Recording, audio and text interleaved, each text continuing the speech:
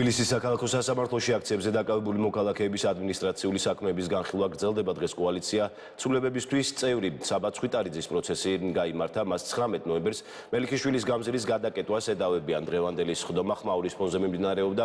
დამსწრეების განცხადებით მოსამართლემ ერთი რეპლიკის გამო გამოაძევა დამსწრეები. ასევე სხდომაზე დაიკითხა ორი პოლიციელი. საქმეზე გადაწყვეტილება 17 დეკემბერს გამოცხადდება. ვიღაცის ერთი რეპლიკის გამო დარბაზი და მთელი რიგი მას მიზეზი ჭირდებოდა იმისთვის, რომ ხალხი, რომელიც სამართლიან სასამართლოს ითხოვს ამ ქვეყანაში, გამოეყარათ სასამართლო დარბაზიდან. აი ამ კედლებში რაც ხდება, ასე არ დასრულდება. მე ვფიქრობ, რომ ცოტა ნამუსმა შეაწუხა ჩვენი ბატონი მოსამართლე და ვფიქრობ, რომ რაღაცა სადღაც გაიღვიძა ეთყობა შიგნიდან მისმა ადამიანურმა რაღაც შეგრძნებებმა.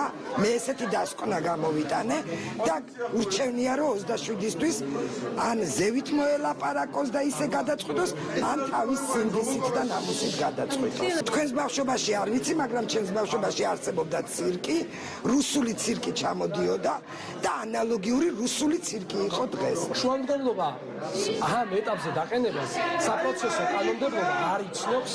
აქაც ფორმა დაუცველად დადგა შუამდგომლობა, მიუხედავად ამისა, სასამართლო აკმაყოფილებს ამ გაურკვეველი სახის შუამდგომლობასაც. ფუნქცია დავკარგეთ მსგავსი ტიპის საქმეებზე ადვოკატებმა.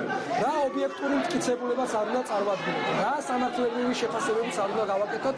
მნიშვნელობა არ აქვს მსგავსი ტიპის საქმეზე. სასამართლო მაინც იღებს იმ გადაწყვეტილებას, რასაც ფაქტიურად მათ შიშის თხოვს და ავალებში კიდევ არც. ერთი შესწორება ცხვიტარიძის საქმეზე გადაწყვეტილება 27 დეკემბერს გამოცხადდება.